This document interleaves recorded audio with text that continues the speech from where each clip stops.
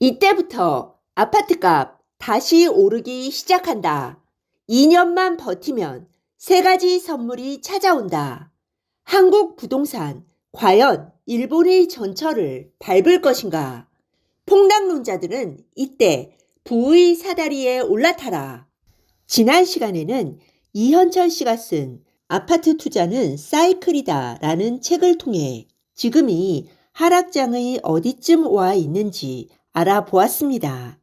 오늘은 앞으로 2년간 어떤 일들이 일어날 것인지, 거품이 빠지고 나서 어떤 선물이 주어질 것인지, 한국 부동산 시장은 과연 일본처럼 장기 불황에 빠지게 될 것인지, 마지막으로 과연 언제 집을 사야 하는지 알아보겠습니다.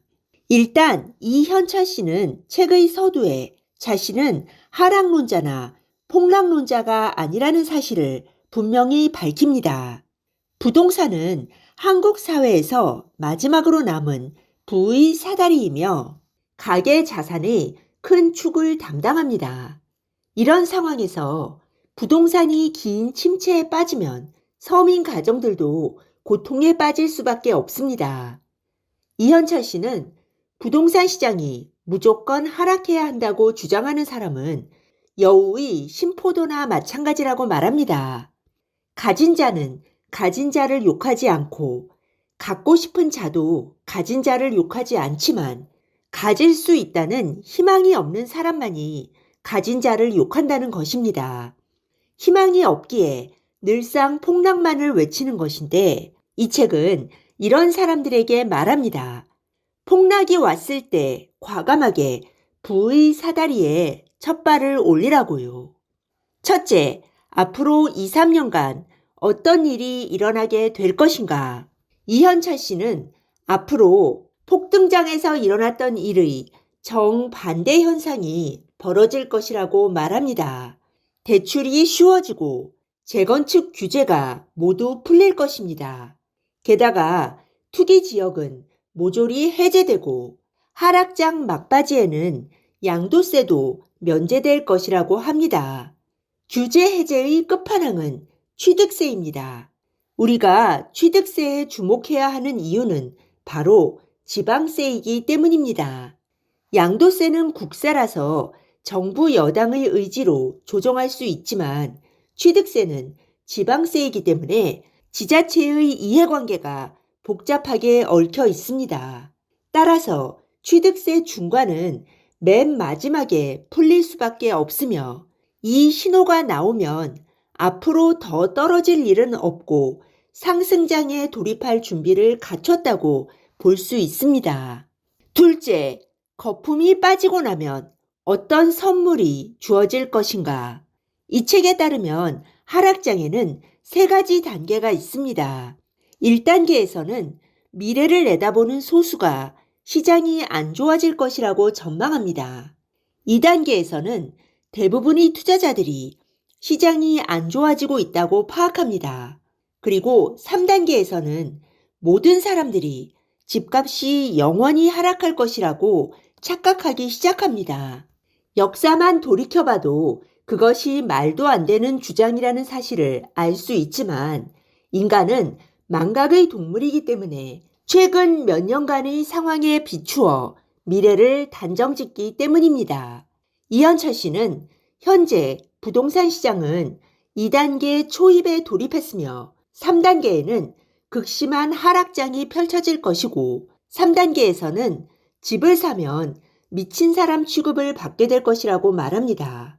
그런데 이 하락장을 버티면 투자자를 위한 3종 선물 세트가 찾아올 것이라고 예고합니다.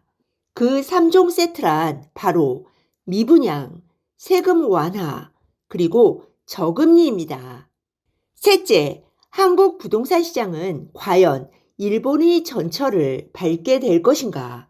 이현철 씨는 이 질문에 대해 단호하게 노라고 대답합니다.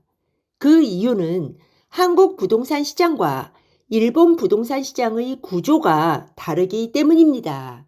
일단 집값의 하방 지지선 역할을 하는 전세 제도가 일본에는 없습니다. 한국에서는 전세가가 매매가를 지지하기 때문에 매매가가 끝없이 추락할 일은 없다는 것입니다. 또 다른 이유는 일본 사회와 한국 사회가 본질적으로 다르기 때문입니다. 일본은 시민의 정치 참여도가 낮고 계층 이동이 불가능한 사회입니다. 반면에 한국은 시민의 정치 의식과 참여도가 매우 높을 뿐 아니라 계층 상향 의지도 다른 어느 나라보다 높습니다. 정부가 잘못된 정책을 펴서 국민들의 생활에 불이익이 발생하면 시민들이 가만히 있지 않죠. 즉, 한국에서는 부동산 정책 실패는 곧 정권 교체를 각오해야 할 만큼 큰 실패이고 정치인들도 그 사실을 잘 알고 있습니다. 넷째, 과연 언제 집을 사야 하는가? 앞서 불황의 바닥에서 일어나는 현상을 말씀드렸죠.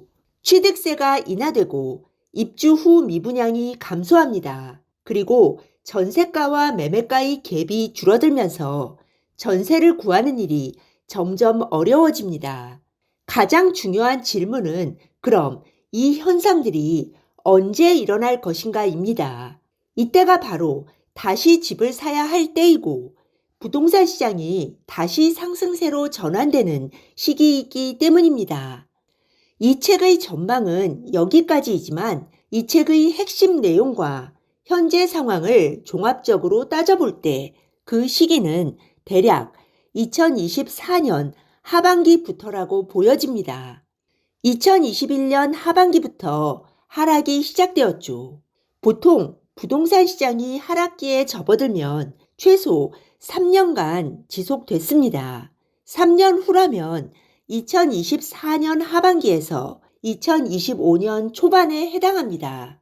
2024년에는 총선이 있습니다. 총선 즈음에 많은 규제가 풀릴 것이고 이때쯤에 취득세 인하가 나온다면 그것을 전환 시그널로 봐도 될 것 같습니다. 무엇보다도 현재 연준의 시그널에 따르면 이때부터 금리가 인하 사이클에 돌입할 것으로 보입니다. 내년 상반기에 금리 고점을 찍고 2023년까지는 현재의 높은 금리가 유지되다가 2024년부터 경기 부양을 위해 서서히 인하될 것으로 전망됩니다. 결국 분양가 할인, 양도세 면제, 취득세 면제 시그널이 차례로 나오기를 기다렸다가 최종적으로 금리 인하 사이클이 시작되면 집을 사도 된다는 것입니다. 네, 오늘 들려드린 내용이 도움이 되셨다면 구독 버튼, 좋아요 버튼 꾹 눌러주세요. 그리고 알람 버튼도 꾹 눌러주세요. 지식퀸의 새 영상이 올라오면 제일 먼저 받아보실 수 있습니다. 감사합니다. 다음에 또 만나요.